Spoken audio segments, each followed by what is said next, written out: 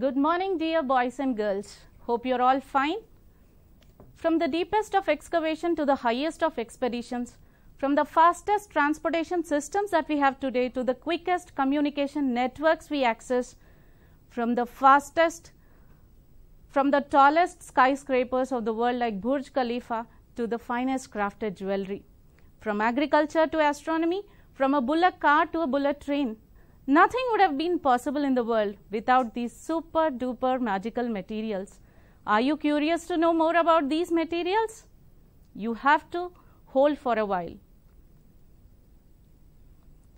In fact, children, these materials have defined, refined and redefined human civilization from time to time. Without these materials, the civilization that we enjoy today wouldn't have been ever possible. More anxious to know the topic of our discussion today? Then you need to answer these simple questions in order to provide a clue to your curiosity. My first question to you children, Statue of Unity. Where is the statue located? You must be jumping in to give your answer. Yes, it's in the state of Gujarat, built in honor of Sardar Vallabhbhai Patel Garu. What is he popularly known in Indian context as? Yes, got the right answer? Yes. My second question is a riddle. If you participate in any race, this is what you get for standing in second place. Yes, you must be jumping in to give the answer. Yes, please keep on noting the answer somewhere. Let's discuss it later. My third question to you, all of us as kids must have heard of the story of King Midas. King Midas had a very greedy wish. Everything he touched would turn into gold.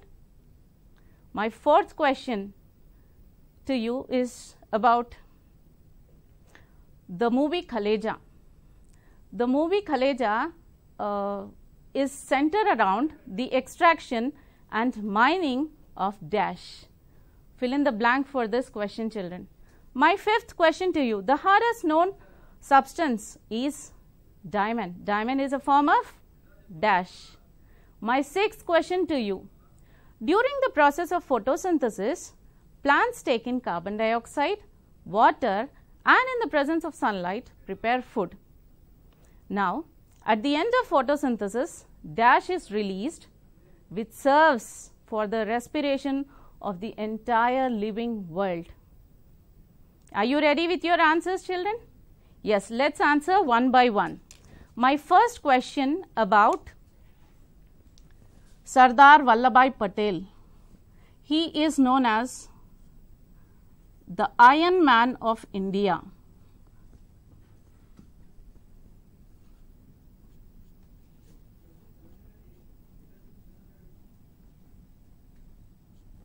My second question, if you participate in any race, this is what you get for standing in second place. Of course, the right answer is silver medal.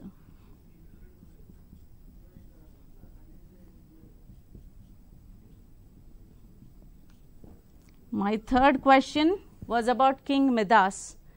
Everything King Midas touched would turn into, of course, I revealed the answer before. Let's write it down. Gold.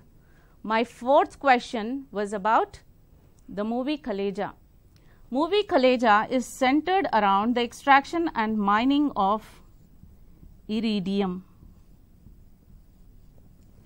My fifth question was about the hardest known substance, diamond. It is a form of carbon. My sixth question about photosynthesis. What is produced at the end of photosynthesis? Of course, the right answer is oxygen.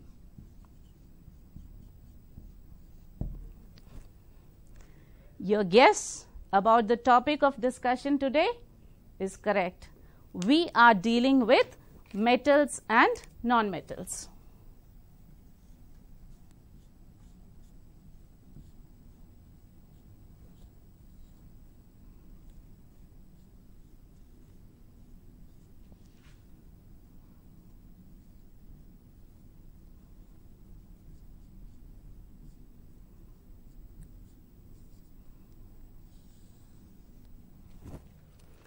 metals and non-metals are very important materials in today's world.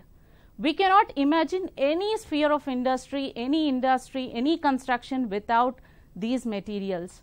So, it is very important that we understand these materials, the physical, the chemical properties, their general behavior in true sense. Let us take a quick journey through the world of metals and non-metals.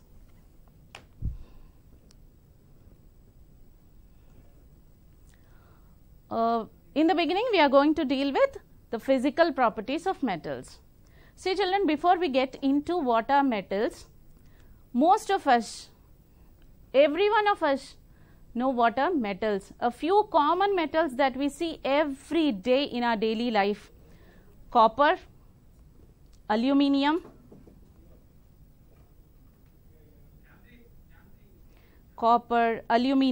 silver, are few materials, iron, are few materials that we come across every day in some form or the other. So, we are going to begin with the physical properties of metals. Metals are all solids. What do you mean by the word solid? Solid is any structure that has a definite shape, definite volume and definite boundary. For example, you take the silver bowl. This silver bowl has a definite shape, definite volume. It can hold a certain amount of liquid. So, it has a definite shape, definite boundary and definite volume. So, metals are all solids, but there are exceptions like mercury. Mercury exists as a liquid at room temperature. Now, the second physical property of metals is that metals are all hard. You cannot deform this object that easily because it is made of a solid. Whether you take aluminium, whether you take iron, it is very difficult to deform their shape. Metals are usually very hard. But there are materials or metals which are very soft, like sodium and potassium. Sodium and potassium are so soft that you can cut them easily with a knife. Just like you cut wax, you can easily cut sodium and potassium metals. And the third important physical property of metals is that they all show high melting and boiling points. And the melting and boiling points of metals is of the order of certain 100 degrees centigrade. It is of the order of hundreds and thousands of degrees centigrade. But there are few metals like cesium and francium that melt even with the warmth of your hand. So, it is a general feature that all metals have very high melting and boiling points. Now, this is a truly amazing physical property of metals. Metals are all lustrous. They have that ability to shine or reflect. If you see a freshly taken or cut silver or gold, it shines brilliantly. And whether it is gold or silver or freshly cut aluminium, these all have a brilliant shine on their surface. But over a period of time, the shine slows down or the metal becomes dull for reasons which we will be discussing later. Now, another very important property of metals is their ability to produce a ringing sound. A typical ringing sound that you must be hearing in all temples, masjid or mosque or church, whatever it could be. And the only thing that we get used to from our childhood is the typical ringing sound of your school bell. You know something children? The bigger you grow in life, you must be having lot of memories of your school, but this is going to be definitely a biggest part of your schooling memory. The ringing of your school bell. Early in the morning, it makes you feel anxious about things, and by the time evening bell is rung in the school, we all feel happy and elated that we are going to jump out of the school and enter into the playground. This is going to be definitely a part of your schooling memories. Now, another very important property of metals is their malleability. See, metals when struck with a hammer can be molded, can be fabricated into very thin sheets. Like for example, if you take aluminium, the thickness of an aluminium sheet is less than that of your paper. It is very thin. And you know, where do you come across this aluminium sheets? Yes, right. It is used for packing chocolates, it is used for packing your medicines. So, aluminum, and it is also used for packing your drinks, soft drinks, for other food materials. So, this is an aluminum foil. You can see that it is thinner than a piece of paper. This is about the malleable property. Every metal can be fabricated into thinnest sheets, but exception again is mercury, because it is a liquid at room temperature. You cannot beat it down into a thin sheet. Another very important property of metals is their ductility. Ability of a metal to be drawn into thin long wires. For example, if you take this copper wire, you can see copper can be drawn into a thin long wire. Same is the case with iron. The same is the case with your aluminum. All these metals can be drawn into thin long wires, and this is the property that helps in making electrical cables, dish TV cables, so on and so forth. Now, but there is again an exception. Mercury is an exception to the ductility property of metals. The next, another important property of metals is their ability to conduct heat. This we call as thermal conductivity. All metals, to some extent or the other, though the extent varies, are able to conduct heat. The most often seen metals that you find in kitchen are made of aluminum, iron and copper. We use them in the kitchen just because of their ability to conduct heat. They are all good conductors of heat, no doubt. Another important property of metals is their ability to conduct electricity. All metals without exceptions, though the extent to which they conduct varies, they all have the ability to conduct electricity, and this makes them of immense use in making transmission cables. These are some of the physical properties of metals that we have seen so far. Now, when it comes to physical properties of non-metals, we have to name some non-metals before we understand their properties. The most often seen non-metal at your house is a piece of carbon, that is black in color. Charcoal, carbon are all forms of carbon, which is a non-metal. You also have iodine at your homes. This is also a non-metal. Usually non-metals are either solids or gases. They are dull and brittle. If you take this, you can easily break it with the help of your hands. It becomes brittle even with a little application of pressure. They are low dense. You can see that carbon contains air pores. So, you can also know that it is less dense. They do not produce any ringing sound. You hit a non-metal with another non-metal, it does not produce any sound. So, these non-metals are usually non-sonorous, non-malleable. They cannot be fabricated into thin sheets. They are non-malleable and they are non-ductile also. But there are certain exceptions. Non-metals are usually poor conductors of heat and electricity, but graphite, which is a non-metal, is a very good conductor of electricity and heat. This is about the physical properties of non-metals. Nitrogen, examples of non-metals: nitrogen, iodine, sulfur, carbon, oxygen, fluorine, phosphorus, helium. Now, before we get into the chemical properties of metals, where else do we see metals, children? Of course, they are very essential for human body also. Your blood rich in iron will help you to remain strong and healthy. Your bones rich in calcium will keep you strong and fit. So, metals have immense use for human life also. Then we move on to the chemical properties of metals and non-metals. The first property we are going to see is the reactivity of metals and non-metals with oxygen. As you see in the slide, children, metals form metal oxides which are basic in nature. Every metal to some extent or the other reacts with oxygen to form a metal oxide, and all the metal oxides are basic in nature.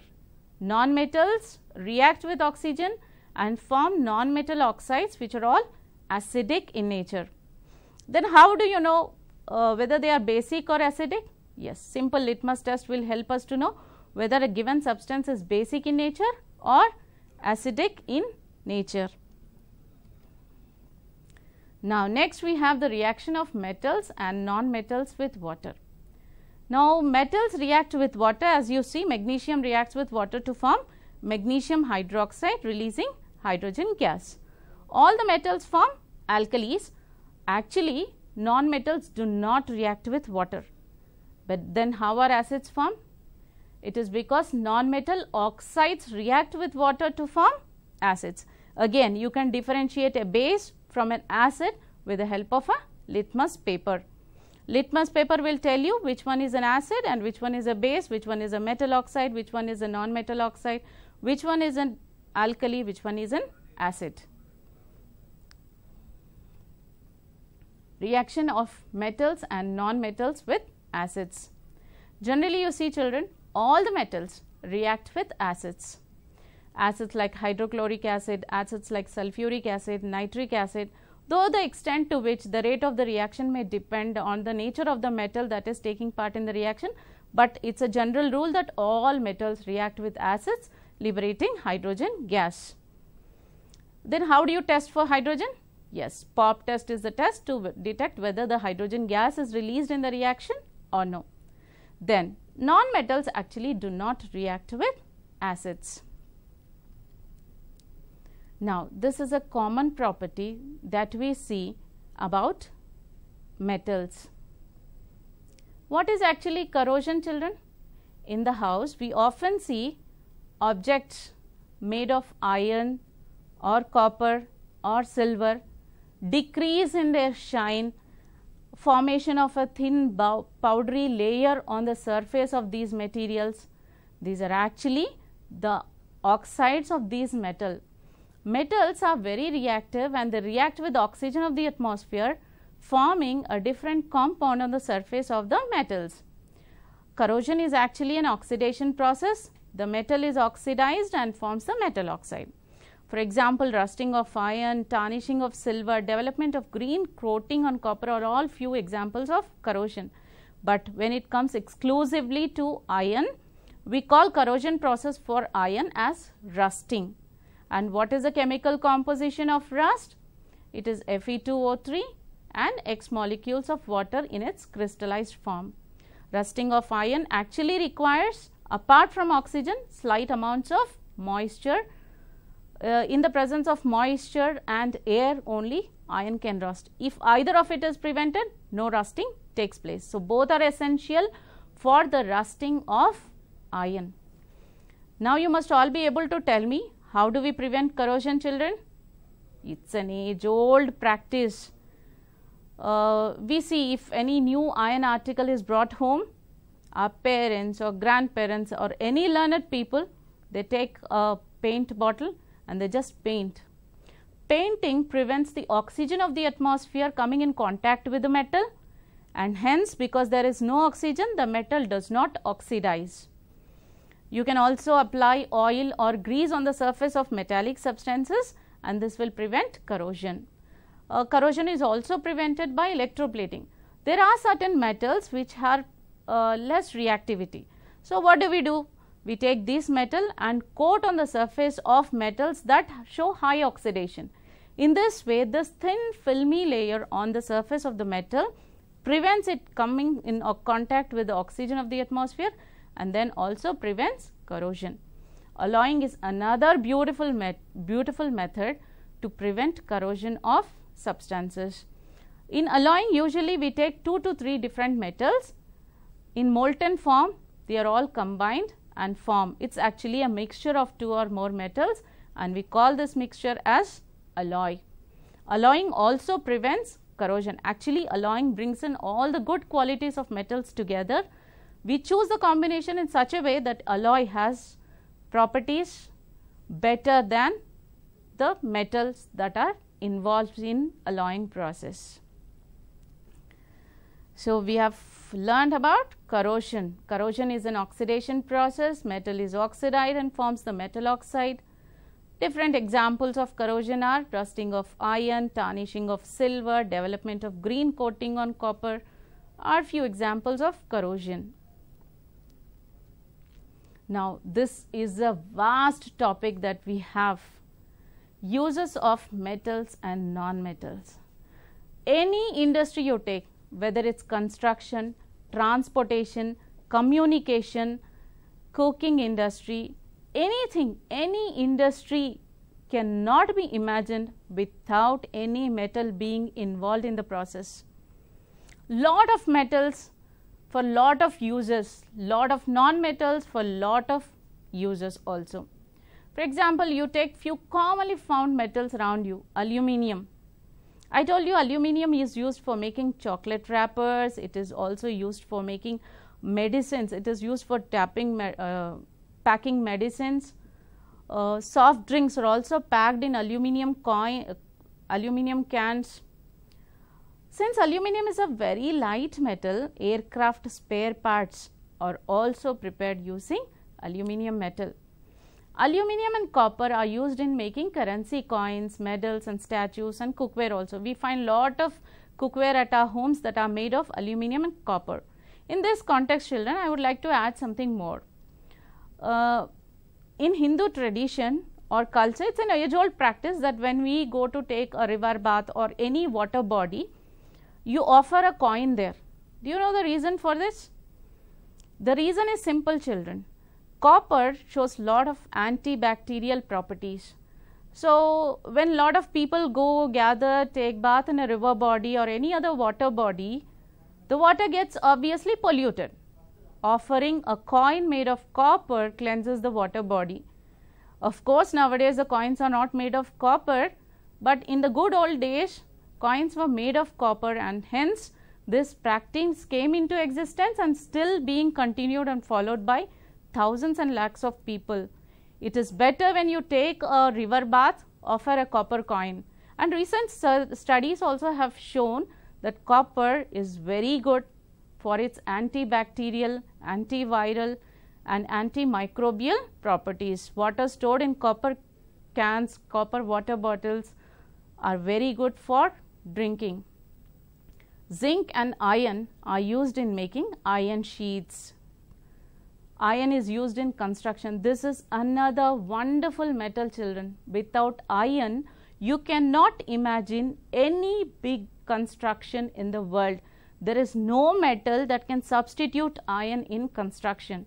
Iron is used in construction, machine spares. In all the industries, you find something or the other that is made of iron.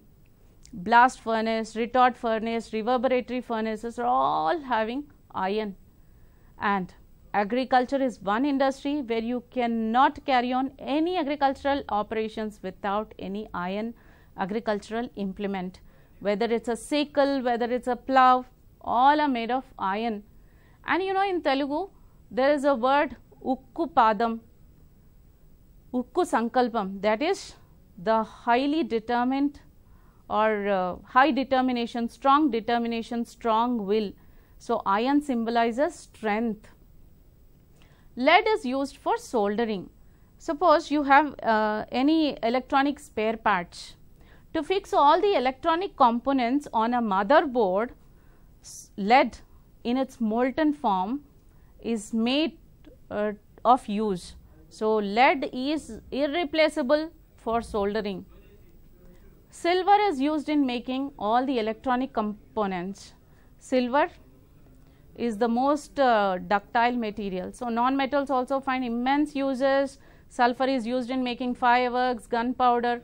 Carbon is used as a decolorizing agent. Even chlorine is used for purifying water. Iodine is used for medical purpose. Nitrogen is an important part of all fertilizers. So, where are the metals and non-metals located? Metals are placed in the left hand side of the periodic table, and non-metals are placed on the right hand side of the periodic table. Here comes the important part of your work today, children, the project work. My first question to you is, gold is a precious metal. All of us know that. The economy of a nation depends on the gold reserves it has. So, gold is a very precious metal. List few uses of gold. collect information of the gold mines in India. My second question is unique. Each one has to write a unique answer. Which metal do you think is the king of all metals? You must be able to substantiate your own answers. My third question to all those literature lovers, please write a short poem on metals or non-metals. Children, when it rains heavily, eagle is the only bird that flies above the clouds. In this pandemic times, let's learn this brilliance and attitude of an eagle. Let's rise above the pandemic by building and strengthening strong immune systems. Eat well, drink well, do yoga and meditation, practice physical fitness workouts. Stay fit, stay healthy, stay safe. Thank you, children. Happy digital learning.